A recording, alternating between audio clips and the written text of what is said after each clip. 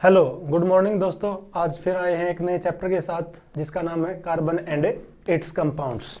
तो let's start now. Carbon and it's compounds. आपको सबसे पहले पता होना चाहिए भाई कार्बन जो पीरियोडिक टेबल में है ये कहाँ एग्जिस्ट करता है। तो कार्बन का एटॉमिक नंबर कितना है?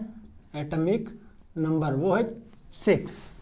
इसकी इलेक्ट्रॉनिक कॉन्फ़िगरेशन क्या होती है?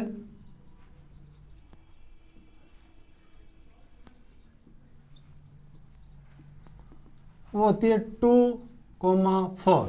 जो इसका आउटर सेल है तो उसके अंदर कितने इलेक्ट्रॉन होते हैं? 4।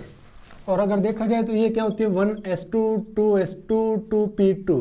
ये इसकी 2p2 ये इसके इलेक्ट्रॉनिक कॉन्फ़िगरेशन होती है। और जो आउटर सेल है या वैलेंस सेल है उसके अंदर इसके इलेक्ट्रॉन कितने हैं? 4। तो 4 इलेक्ट्रॉन्स या वैलेंस इलेक्ट्रॉन कितने हैं भाई इसके? 4। अब बात आती है कि जो कार्बन है इसका एटॉमिक मास कितना होता है? एटॉमिक मास वो होता है जनरली 12। Is that clear? वैसे डिफरेंट फॉर्म इसकी एग्जिस्ट करती हैं, जैसे 6c12, 6c13, 6c14। वो हम इस चैप्टर के अंदर डिस्कस नहीं करेंगे। Is that clear? अब बात है कि जो कार्बन एटम हो कैसे बॉन्ड फॉर्म करता है। अगर देखा जाए तो तकरीबन 3 मिलियन कंपाउंड्स हैं भाई जो कार्बन फॉर्म करता है। 3 million compounds formed by carbon. हमारे एटमॉस्फेयर के अंदर कार्बन मिलता है कार्बन मोनोऑक्साइड और कार्बन डाइऑक्साइड की फॉर्म में, जो कि बहुत ही कम है। Is that clear? लेकिन जो अर्थ क्रस्ट में आपको कार्बन मिलता है वो है तो कम। अगर देखा जाए तो हमारी जो लाइफ है ये आप यूँ बोल सकते हो ऑर्गेनिक कंपाउंड्स के लिए बहुत ही ज़्यादा इंपॉर्टेंट है। Is that clear? अब कार्बन है भाई वो आपका CO2 की फॉर्म में मिलता है, CO की फॉर्म में मिलता है, और अर्थ क्रस्ट के अंदर कार्बोनेट बाइकार्बोनेट की फॉर्म में मिलता है। और यूं बोल सकते हो आपकी जो लिविंग ऑर्गेनिजम्स है उनके लिए बेस रॉ मटेरियल होता है आपका कार्बन। अब कार्बन के अंदर क्या प्रॉपर्टी है भाई कि जो ये इतना ज़्यादा हमारे लिए इम्पोर्टेंट है, ज़रूरी है। तो कार्बन है ना भाई जो आपका इट फॉर्म्स कोवलेंट बॉन्ड। अब आपको ये बताना चाहिए कोवलेंट बॉन्ड क्या होता है। तो देखो कार्बन के साथ जो बॉन्ड फॉर्म करता है उसका नाम क्या है? Covalent bond. एक्चुअली इसका मतलब क्या है कि bond formed by sharing of electron. Bond formed by sharing of electron. अब ये कौन करते हैं भाई शेयरिंग? जिनके अंदर वैलेंस सेल के अंदर वैलेंस सेल इलेक्ट्रॉन कितने होने चाहिए? 4 हो सकते हैं आपके, 5 हो सकते हैं, 6 हो सकते हैं, 7 हो सकते हैं। वो अपना ऑक्टेट कंप्लीट करने के लिए क्या करते हैं? शेयरिंग शो करते हैं। Is that clear? तो कोवलेंट बॉन्ड एक आता है आपका जैसे आयनिक बॉन्ड। उसमें क्या होता है भाई? आयनिक बॉन्ड ये भाई this bond is formed by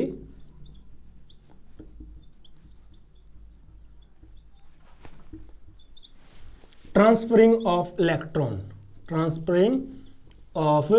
electrons. ये देखो मेटल एंड नॉन मेटल्स के बीच फॉर्म होता है भाई, मेटल्स और नॉन मेटल्स के बीच। जबकि जो आपका कोवलेंट बॉन्ड था ये फॉर्म होता है नॉन मेटल्स के बीच में भाई, non metals. Is that clear? तो एक बार आप इसको देख सकते हो। अब बात करेंगे भाई हम जो कार्बन है वो वर्सेटाइल नेचर का है। यूँ बोल सकते हो आप versatile nature of carbon. Versatile nature of carbon. इस बात का क्या मतलब है? देखिए भाई कि ये डिफरेंट फॉर्म में आपका एग्जिस्ट कर सकता है। इसके अंदर कुछ खास विशेषताएं हैं जो ये शो करता है। तो उसमें सबसे पहले आती है आपकी एक तो कैटेनेशन। क्या होती है? कैटेनेशन। कैटेनेशन का मतलब क्या होता है भाई? जो बॉन्ड, देखो एक एटम अपने जैसे ही दूसरे एटम के साथ बॉन्ड फॉर्म करके एक लंबी चेन बना सके, उसको आप क्या बोलते हो? कैटेनेशन। जैसे हम नहीं होता कि एक रो के अंदर चले तो उसको क्या बोले? कैटेनेशन। हम एक दूसरे के साथ जुड़े हैं, हमारी बॉन्डिंग अच्छी बनी है, तो आप बोल सकते हो self linking property of an atom और एलिमेंट। Is that clear? अगर कोई भी एटम एक दूसरा अपने साथ जुड़ के चल सकता है, एक लंबी चेन बना सकता है, तो उसको आप क्या बोलते हो? कैटेनेशन। जैसे कि देखिए आप, कार्बन के अंदर ये प्रॉपर्टी होती है कि वो एक लंबी चेन फॉर्म कर सकता है, ब्रांच बना सकता है। दूसरी प्रॉपर्टी क्या होती है भाई इसके अंदर? पहले तो भी कैटेनेशन, दूसरी होती है टेट्रावेलेंसी। टेट्रावेलेंसी इसका मतलब क्या है भाई? कि इसके अंदर वैलेंस शेल में 4 इलेक्ट्रॉन है। It has 4 electrons in its valence shell, in its valence shell। अब देखिए भाई, जो टेट्रावेलेंसी की वजह से ये अपने देखो, जैसे ये कार्बन है भाई, ये अपने साथ अलग से 4 एटम के साथ या 4 कार्बन के साथ जुड़ सकता है अपनी वैलेंसी को सेटिस्फाई करने के लिए। यूं बोल सकते हो आपकी गैसियस फॉर्म में जाने के लिए। जो ऑक्टेट कंप्लीट कर लेते हैं भाई, आपके पीरियडिक टेबल में 18th ग्रुप है, जो नोबल गैसियस की कॉन्फ़िगरेशन एक्वायर करने के लिए ये क्या करते हैं? अपने ऑक्टेट को कंप्लीट करते हैं। Is that clear? फिर आता है भाई, इनके अंदर होती है आइसोमेरिज्म की प्रॉपर्टी। आइसोमेरिज्म इसका मतलब क्या होता है? Same molecular formula, same molecular formula but different structural formula, but different structural formula, that is known as isomerism। अब अगर आपके सामने बोला जाए कि कुछ भी एक कंपाउंड बना देते हैं, जैसे कि C2H5OH, ये इसका मॉलिक्यूलर फॉर्मूला अगर हम देखें तो कार्बन कितने हैं? 2, और हाइड्रोजन है 6, और ऑक्सीजन है। इसकी अरेंजमेंट देखो, एक तो ये हो सकती है आपकी कार्बन कार्बन के साथ आ गया, हाइड्रोजन आ गया, इधर आ गया, ये आ गया, और ये हो गया। एक तो अरेंजमेंट ये है इसकी। दूसरी क्या हो जाए भाई? कार्बन कार्बन के बीच में ऑक्सीजन, फिर यूं हाइड्रोजन हाइड्रोजन, इसकी वैलेंसी भी कंप्लीट होगी। तो आप देख सकते हो इनका जो मॉलिक्यूलर फॉर्मूला था, मॉलिक्यूलर फॉर्मूला वो था C2H6, लेकिन इसके 2 डिफरेंट स्ट्रक्चर बने हैं, तो उसको आप क्या बोलते हो? आइसोमेरिज्म। Is that clear? तो एक बार आप ये देख सकते हो। अब स्टार्ट करते हैं हम हाइड्रोकार्बन। क्या होते हैं भाई ये? Compound of hydrogen and carbon. इसकी डेफिनेशन क्या होगी भाई? Compound of hydrogen and carbon, that is called hydrocarbon। ठीक है भाई, अब देखेंगे कि हम हाइड्रोकार्बन के टाइप कितने होते हैं। Is that clear? तो देखिए, जो हाइड्रोकार्बन है आपके, वो 2 तरह के होते हैं आपके। जनरली जो 10th तक के लेवल पे आते हैं वो 2 तरह के हैं आपके। कैसे कैसे? एक तो सैचुरेटेड, और दूसरे होते हैं आपके अनसैचुरेटेड। अनसैचुरेटेड, सैचुरेटेड वो भाई जहां पर कार्बन कार्बन के बीच में सिंगल बॉन्ड प्रेजेंट हो भाई। ठीक है, those hydrocarbons in which single bond present between carbon and carbon. Those hydrocarbon which have single bond between carbon and carbon in carbon chain, ये होते हैं आपके सैचुरेटेड हाइड्रोकार्बन। अनसैचुरेटेड हाइड्रोकार्बन में क्या होता है भाई? अब पहली बात तो देखो, सैचुरेटेड में जिसके बीच में सिंगल बॉन्ड प्रेजेंट होता है, इसका एग्जांपल होता है एल्केन। क्या होता है? एल्केन। इनका फॉर्मूला होता है CnH2n+2। एग्जाम्पल समझ सकते हो आप, यहाँ पे जो n होता है उसका मतलब क्या होता है? Number of carbons. जैसे कि हम यहाँ पर अगर 1 रखें तो C1 H2 इंटू 1 प्लस 2, तो ये क्या बनेगा देखिए, हाइड्रोजन 4 हो गया, कार्बन 1 था, तो इसका फॉर्मूला बनेगा CH4, जिसका नाम होता है आपका मीथेन। स्ट्रक्चर बनेगा ये।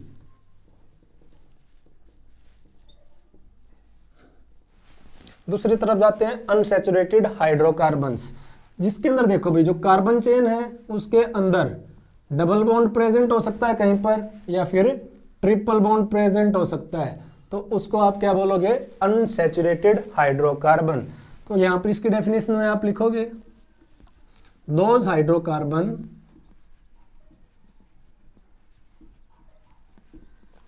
which have double or triple bond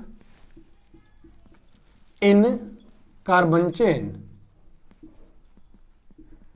that is called unsaturated hydrocarbon, unsaturated hydrocarbon.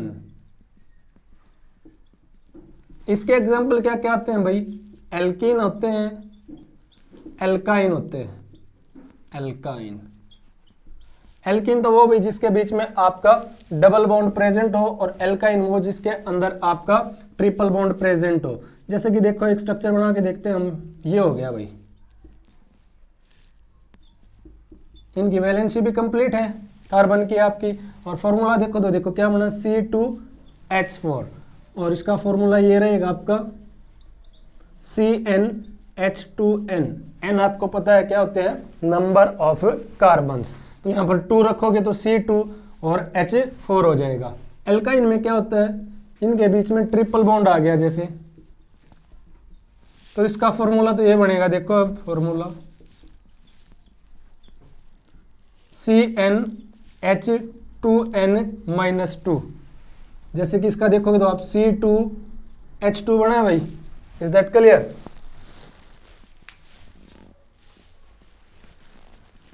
अब देखिए भाई, अब करेंगे हम नोमेनक्लेचर ऑफ हाइड्रोकार्बन्स। हर किसी चीज को नाम की जरूरत है भाई, तो यहाँ पर जो आपके हाइड्रोकार्बन है उनके भी नेमिंग की जरूरत पड़ेगी। इसके लिए एक संस्था आई भाई जिसका नाम था IUPAC। इसकी कई दफा एग्जाम के अंदर फुल फॉर्म पूछ लेते हैं, वो क्या होती है, international union of pure and applied chemistry, pure and applied chemistry. भाई इसने बताया कि आप नाम किस तरह से रखोगे, इज दैट क्लियर। जैसे हमारे यहाँ होता है कि हिंदू रिलीजन में कोई अलग तरीका होता है, मुस्लिम में कोई अलग होता है, हमारे नाम रखने के हर धर्म के हिसाब से अलग नाम रखे जाते हैं। तो जो आपके हाइड्रोकार्बन्स थे उनकी नेमिंग के लिए IUPAC आई, उसने रूल दिए। अब वो एक एक करके हम रूल देखेंगे। उसने बताया कि जो आपका नोमेनक्लेचर है, कोई भी नाम है, वो 3 चीजों से मिलके बनेगा। वो क्या क्या होती हैं, prefix plus root word plus suffix. Prefix जो नाम के आगे लगता है, जैसे हम अपने नाम के आगे लगाएं मिस्टर वगैरह जो भी है। रूट वर्ड जो हमारा नाम आ गया है। सफिक्स जो हमारा, भाई आप सरनेम बोल सकते हो, गोत्र होता है, उसको अगर हम लगाएं तो वो किसके अंदर आएगा, सफिक्स के अंदर। अब देखेंगे हम रूट वर्ड। सबसे पहले कार्बन, अगर एक कार्बन है कार्बन चेन में तो उसके लिए होता है मिथ, 2 के लिए होता है आपका इथ, 3 के लिए होता है प्रोप, 4 के लिए होता है ब्यूट, 5 के लिए होता है पेंट, 6 के लिए होता है हैग्स, 7 के लिए होता है हैप्ट, 8 के लिए होता है ऑक्ट, 9 के लिए होता है नॉन, 10 के लिए होता है डैक, 11 के लिए होता है अनडैक, 12 के लिए होता है डूडैक, सो ऑन। देखो भाई ऐसे चलता जाएगा। ये जो आपका 10th क्लास का लेवल है उसमें आप जनरली 10 तक पढ़ते हो, इज दैट क्लियर। अब सफिक्स हैं, ये भी 2 तरह के होते हैं, एक तो प्राइमरी सफिक्स होता है और एक होता है secondary suffix. Primary suffix depend करता है कि ये आपके एल्केन है, एल्कीन है या फिर एल्काइन है। अगर एल्केन है तो इसका एन लगेगा भाई पीछे। अगर कार्बन चेन के अंदर सिंगल सिंगल बॉन्ड प्रेजेंट है तो रूट वर्ड के साथ क्या लगेगा, एन। और अगर आपका एल्कीन है, पहले पढ़ा था ना आपने कि जहां डबल बॉन्ड आ गया भाई बीच में, वहां पर आपका लगेगा इन। जो रूट वर्ड है जैसे कि पेंट आ गया, डबल बॉन्ड आया था कहीं, तो क्या हो जाएगा, पेंट इन। अब बात आती है अगर आपका एल्काइन है तब क्या करोगे आप, इसमें YNE ये आएगा भाई, ट्रिपल बॉन्ड है तो जैसे हेप्टो, इसके साथ कहीं पे बीच में ट्रिपल बॉन्ड आ जाए तो ये हो जाएगा आपका heptyne. Is that clear. Secondary suffix में क्या चीजें आती हैं, यहां आते हैं आपके फंक्शनल ग्रुप। क्या आएंगे, फंक्शनल ग्रुप। फंक्शनल ग्रुप की आपको सबसे पहले डेफिनेशन पता होनी चाहिए भाई, ये होते क्या है फंक्शनल ग्रुप। ये देखो, कोई भी एटम हो सकता है, एटम या group of atom which attach with carbon chain, which attach with carbon chain and change its chemical property and change its chemical properties। अब आपको पहले तो ये पता होना चाहिए कि फंक्शनल ग्रुप हैं कौन कौन से। तो सबसे पहले फंक्शनल ग्रुप का जिक्र करेंगे अल्कोहल। अल्कोहल तो देखो ये होता है OH, जैसे कि ये आ गया आपका, पहले इथेन आ गया, उसके साथ OH लगा है तो उसके पीछे जो सेकेंडरी स्पिक्स लगता है वो लगता है ओल। इथेनॉल हो गया, जैसे मिथेनॉल हो गया। फिर करेंगे हम जिक्र CHO, जिसको आप बोलते हो एल्डेहाइड। क्या बोला जाता है, एल्डेहाइड। इसका लगता है सफिक्स अल। फिर जिक्र करते हैं कार्बोक्सिलिक एसिड। कार्बोक्सिलिक एसिड का फॉर्मूला होता है COOH। तो इसका जो नाम है भाई, ये यूं बोल सकते हैं carboxylic acid. As a suffix क्या लगता है, प्लस OIC, ओइक एसिड। एक होता है कीटोन, इसका स्ट्रक्चर ऐसे होता है भाई, और एज अ सफिक्स क्या लगता है, ऑन, कीटोन। ठीक है, ऑन लगेगा। अब जैसे कि अगर एक और होता है भाई अमोनिया, NH2 आ जाए तो उसमें क्या लगता है आपका, अमोनिया भाई। ये 10th के लेवल पे नहीं आते हैं आपके, ये काफी हैं अभी आपके लिए भाई। अब जिक्र करेंगे अगर दो फंक्शनल ग्रुप एक साथ आ जाएं तो वो भी परफिक्स का काम कर सकते हैं, या परफिक्स भी दो तरह के होते हैं, प्राइमरी परफिक्स और सेकेंडरी परफिक्स। यहाँ एक तो क्या आ जाए आपके हेलोजन्स।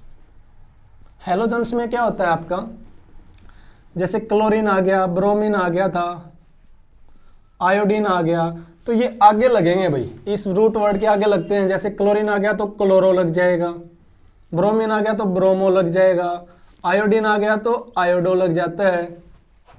इसके अलावा एल्काइल ग्रुप, हेलोजन के अलावा क्या आते हैं आपके एल्काइल ग्रुप। मतलब अगर कार्बन चेन के अंदर से ब्रांच निकली हुई है और उसके अंदर कार्बन ही प्रेजेंट है, जैसे कि ये आ जाए CH3, तो इसके लिए आएगा मिथाइल।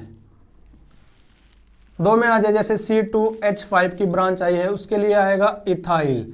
मतलब रूट वर्ड जो होता है नॉर्मली कार्बन चेन के लिए, उसके बाद YL ही लग जाएगा। Is that clear. जैसे दो फंक्शनल ग्रुप एक साथ आ जाएं, मैं बताऊं आपको कार्बोक्सिलिक एसिड और अल्कोहल आ जाए, तो इसमें सबसे ज्यादा स्ट्रॉन्ग ये है, फिर अल्कोहल इससे कम होता है, तो वो भी आपका परफिक्स का काम कर सकता है। उसके लिए परफिक्स क्या हो जाएगा, हाइड्रो। ये हम कुछ नेमिंग की प्रैक्टिस करेंगे तब उसके साथ देखेंगे भाई। तो सबसे पहले तो आपको ये याद होना जरूरी है भाई, बेसिक रूल है ये। Is that clear. इसके बिना आप आगे नहीं बढ़ पाओगे। कुछ एक रूल और होते हैं, जैसे कि अगर देखा जाए कि आपकी दो चीजें एक साथ आ जाएं, वो नेमिंग के साथ साथ कर लेंगे हम एक बारी। इसको रब करते हैं। अब करेंगे प्रैक्टिस, किसके लिए, प्रैक्टिस ऑफ नोमेनक्लेचर। बिल्कुल बॉटम से स्टार्ट करेंगे और इसका लेवल थोड़ा सा हाई उठाते चलेंगे। जैसे कि देखो एक कार्बन था भाई, ये आया है सिंपल, इसके साथ हाइड्रोजन जुड़ा है, तो आपको पता है एक कार्बन के लिए रूट वर्ड क्या बताया था हमने, मिथ। सिंगल बॉन्ड है तो सफिक्स क्या लगा, एन, मिथेन हो गया। सेम 2 के लिए कर सकते हो आप यूं। अब देखो मैं हाइड्रोजन नहीं लगा रहा क्योंकि हाइड्रोजन की बजाय हमने डायरेक्ट चलो लगा देते हैं। ये देखो इसका नाम क्या हो जाएगा, 2 कार्बन के लिए इथ और सिंगल बॉन्ड है तो एन। ये तो आपके जो फर्स्ट रूल थे उसके हिसाब से हुआ, एल्केन का नोमेनक्लेचर। अब देखते हैं अगर डबल बॉन्ड कहीं पे आ जाए, हाइड्रोजन की वैलेंसी कंप्लीट करो, 2 बॉन्ड थे, 3 4 हो गया भाई। इसका नाम क्या हो जाएगा, रूट वर्ड एथ, और डबल बॉन्ड आया है तो सफिक्स क्या हो जाएगा, इन, इथ इन। ठीक है, सेम यूं ही चल सकता है जैसे कि 1 2 3 4 5 कार्बन आ गया, आपके बीच में कहीं डबल बॉन्ड आया है, इनकी वैलेंसी आप कंप्लीट करोगे तो क्या चीज हो जाएगी, देखिए एक बारी। जैसे कि 5 कार्बन थे, 5 के लिए रूट वर्ड आएगा पेंट, और पोजीशन देंगे हम, लॉन्ग चेन आपने सेलेक्ट करनी है तो ये ब्रांच नहीं आया क्योंकि 1 2 3 4 5 तो 2 पर आया तो पेंट 2 इन, ये इसका नाम हो जाएगा भाई। Is that clear. फिर कहीं पर अगर ट्रिपल बॉन्ड आ जाए, ट्रिपल बॉन्ड आ जाएगा तो देखिए आप यहाँ पे 3 4, इसकी वैलेंसी कंप्लीट होगी आपकी। अब देखिए आप नाम क्या होगा, 1 2 3 4 5 6, तो हेक्स 2 पर आपका ट्रिपल बॉन्ड आया तो हेक्स 2 वाइन, ये इसका नाम हो जाएगा भाई। लोवेस्ट लोकेंट रूल होता है आपका इसमें, एक बताता है कि जो डबल या ट्रिपल बॉन्ड आ जाएंगे वो आपकी कम पोजीशन के ऊपर आने चाहिए। Is that clear. इसके अलावा देखो कुछ और चीजें बनती हैं आपकी, वो क्या है, अगर नाम आ जाए यू, देखो अगर ब्रांच होने के लिए कम से कम 4 कार्बन होने चाहिए, ब्रांच चेन होने के लिए कम से कम 4 कार्बन होने चाहिए, 3 में कोई ब्रांच नहीं बनती। आप कोई भी कार्बन देखो, ऐसा स्ट्रक्चर था, आप इसको यूं कर सकते हो, अगर आप इसको स्ट्रेट करोगे तो ये स्ट्रेट चेन ही काउंट होती है। अगर यहाँ पर 4 कार्बन हो जाते तो इसका नाम क्या होता, वैलेंसी कंप्लीट करो सबसे पहले। ये ब्रांच निकली हुई है भाई, तो मेन जो ब्रांच थी इसकी स्ट्रेट ब्रांच वो ये होगी 3 कार्बन की, जिसका नाम क्या होता है भाई, मिथ इथ प्रोप। सिंगल बॉन्ड है तो सारे एन। अब 2 के ऊपर ब्रांच निकली है भाई, और 1 के लिए क्या लगता है, मिथाइल। ये किसका काम किया भाई, आपका परफिक्स का, और ये क्या था आपका रूट वर्ड, और एन क्या होता है आपका सफिक्स। अब आप एक चीज और देखोगे, जैसे फंक्शनल ग्रुप का स्टार्ट करते हैं नाम लिखना, 1 2 3 4, अगर आपका कहीं पे यू आया है तो ये होता है कीटोन फंक्शनल ग्रुप, क्योंकि इसके दोनों तरफ कार्बन आया है भाई। तो इसका नाम देखिए 1 2 3 4, 4 के लिए क्या लिखते हो आप, ब्यूट। सब में सिंगल बॉन्ड है तो क्या आएंगे, ब्यूटेन, और ई हट जाता है भाई। जैसे कीटोन का आपको क्या लगाया था, ओन, ब्यूटेनोन, ब्यूटेन ऑन। इसकी पोजीशन भी लोकेट कर सकते थे आप, यूं भी लिख सकते थे, ब्यूटेन 2 ऑन, ब्यूटेन 2 ऑन। इसके अलावा देखो भाई फंक्शनल ग्रुप में कई दफा पजल हो जाते हैं बच्चे, अगर यूं मिला है तो इसका मतलब क्या है, ये कौन सा फंक्शनल ग्रुप है, ये फंक्शनल ग्रुप है आपका एल्डेहाइड। कई दफा देखा गया है कि बच्चों को कीटोन और एल्डेहाइड फंक्शनल ग्रुप का पता नहीं चलता है। Is that clear. 1 2 3, अब नेमिंग करेंगे इधर से, 1 2 3, 3 के लिए होता है प्रोप वर्ड, सिंगल बॉन्ड है तो एन, और यहाँ पर फंक्शनल ग्रुप एल्डेहाइड आया तो प्रोपेनल। ठीक है, अल लग जाएगा पीछे।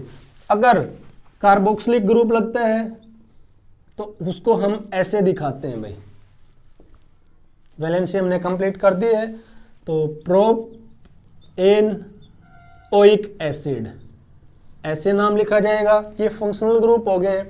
अब आपके सामने थोड़ा एक अच्छा सा लेवल का क्वेश्चन रखते हैं, जैसे कि देखो सी सी सी सी यूं रखा था आपने, इनकी वैलेंसी कंप्लीट करो, और यहाँ पे आपने रख दिया OH, इसका क्या नाम होगा, देखिए 4 थे, 1 2 3 4, 2 फंक्शनल ग्रुप आए हैं यहाँ पर, एक तो ये है और एक ये है। तो ये वाले का नाम क्या होता है, कार्बोक्सिलिक एसिड, ये होता है एल्कोहल। तो ये सफिक्स का काम करेगा, ये परफिक्स का। अब क्योंकि स्ट्रेंथ किसकी ज़्यादा है, इसकी भाई सफिक्स वाले की, अब आप देखिए एक बारी, जो सफिक्स था 4 के लिए क्या नाम लिखते हो आप, ब्यूट, सिंगल बॉन्ड है तो एन, और ओइक एसिड। अब जो नाम के आगे लगना था वो क्या था, प्रीफिक्स, रूट वर्ड के आगे, तो 1 2 3, और OH अगर आपका ये सफिक्स होता तो इसका लगता ओल। अब ये प्रीफिक्स आया है 3 पर तो इसका नाम हो जाएगा 3 हाइड्रोक्सी बोल देते हैं कई दफा, या 3 hydroxy butane oic acid. Is that clear? आज इतना ही करेंगे स्टूडेंट्स, बाकी देखते हैं हम बचा हुआ चैप्टर नेक्स्ट वीडियो के अंदर। Thank you.